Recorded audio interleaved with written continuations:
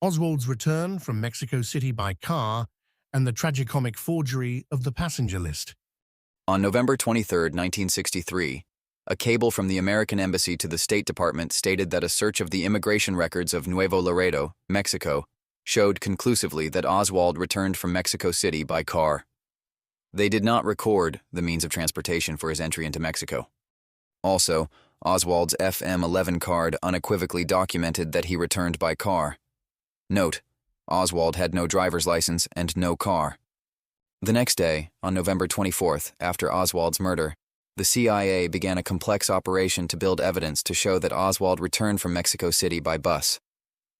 To understand the events of the JFK assassination, and especially the events in Mexico City, one must understand the fact that on November 23rd, Oswald was alive, and it was not possible to set up a cover-up plan, whereas on November 24th, when Oswald was killed, there was a window of opportunity to implement an elaborate and complex cover-up plan. Understanding this fact is key to understanding the government documents related to the Kennedy assassination. The forgery of the Frontera passenger list.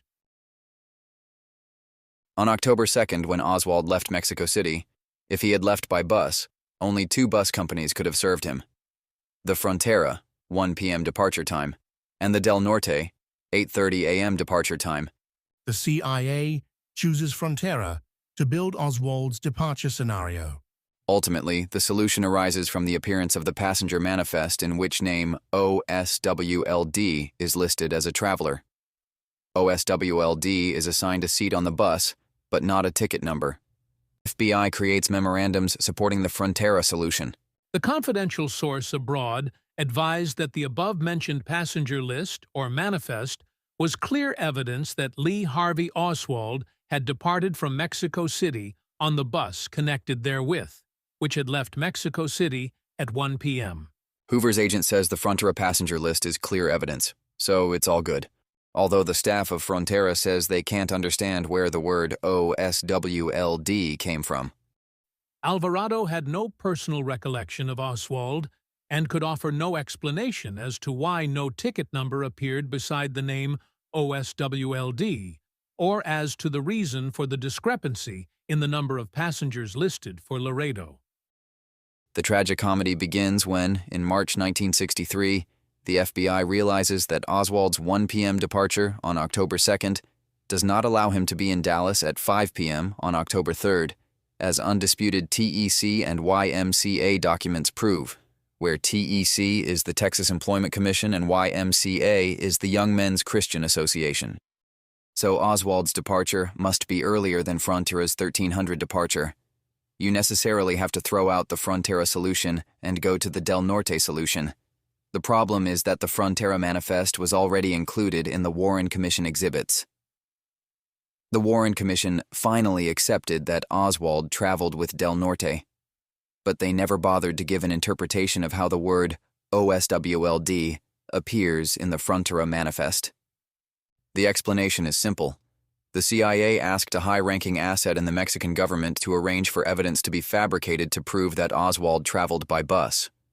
The word OSWLD in the Frontera manifest is the product of forgery at the behest of the Mexican government to serve the FBI CIA.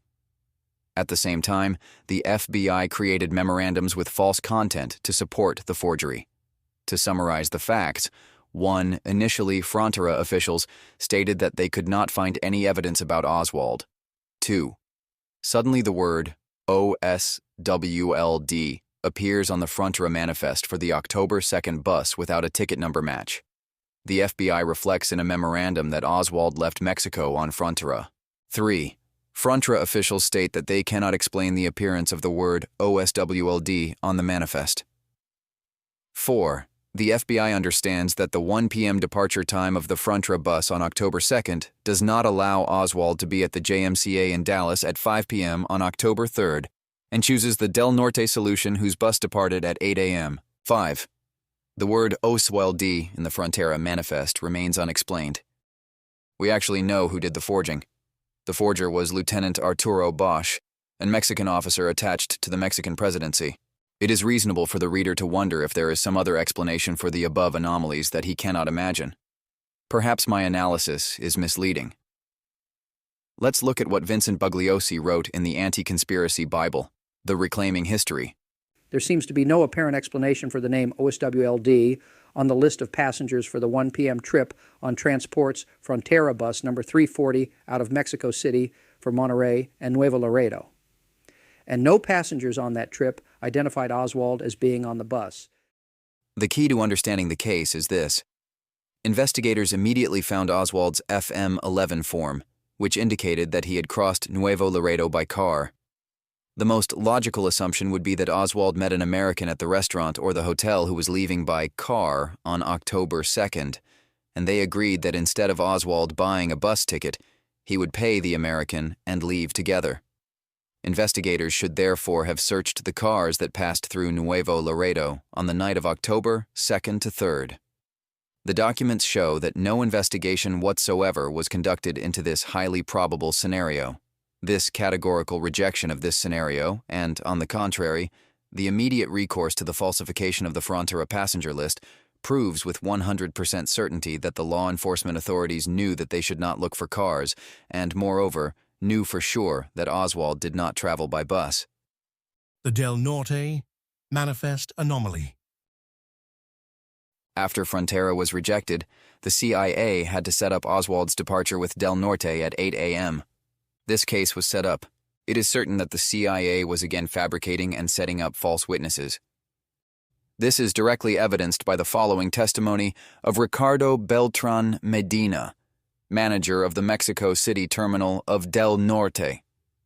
Mr. Beltran stated that his office makes passenger reservations and ticket sales manifests in duplicate and maintains a copy thereof as a permanent record. He stated very emphatically that those records had been searched by agents of the Mexican presidential staff, the Ministry of Government, the Federal Judicial Police, and himself, and no record had been located which might be identifiable with Lee Harvey Oswald. He mentioned that he had assisted with the various searches made of the company's records, and that he, personally, had extended the search to include lists for several days prior to and following October 1st, 1963, with completely negative results. And indeed, the Del Norte manifest for the 8:30 bus on 2 October is problematic. The normal procedure was to record the names of the passengers on the manifest, except for the seats corresponding to passengers arriving in Mexico City on connecting buses from other cities to take the 8 o'clock bus. In this case, instead of the passenger's name, the name of the travel agency that made the reservation will be recorded. In the Del Norte manifest, for only 2 seats, the names of 2 travel agencies are recorded instead of the names of the passengers. These 2 seats correspond to Oswald and the other to the only passenger who identified Oswald. This passenger was a Mexican government employee, the ideal cover for an undercover agent.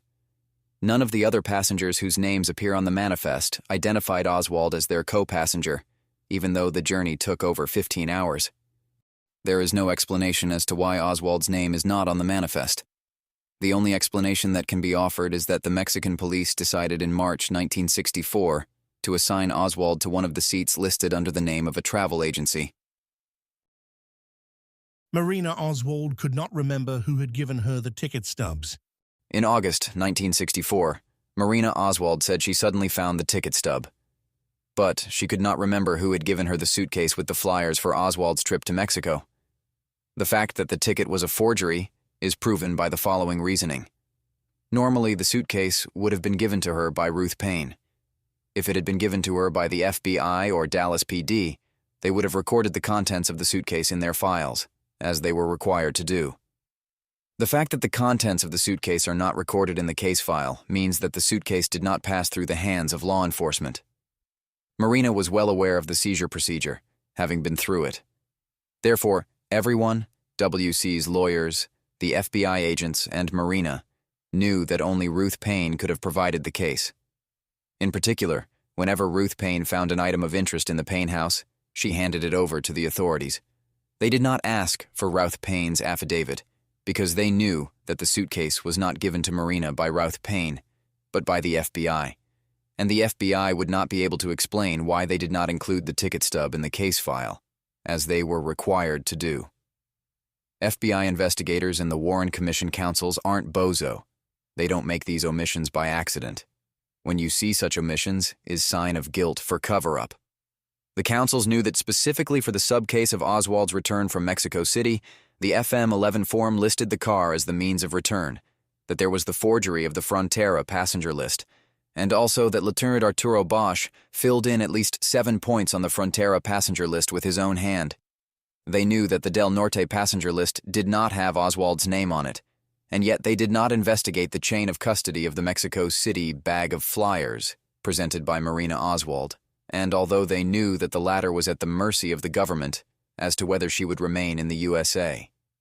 Unfortunately, the sad truth is that the CIA and the Warren Commission acted as criminal organizations. Strike me, but hear me out. Call me conspiracy theorist, nuts, tinfoil hatter, crank, wacko, paranoid, Russian bot, whatever. But search and learn about the conclusion regarding Sylvia Duran's stance in 1963 to 1964, the key idea of the solution of the JFK assassination puzzle. It will forever change the way you see the world, and then the world will change. The moments we are living through are critical for the USA and the world. Only if we understand how and why the military-industrial complex manipulates the American people do we have some chance of saving the USA and the world.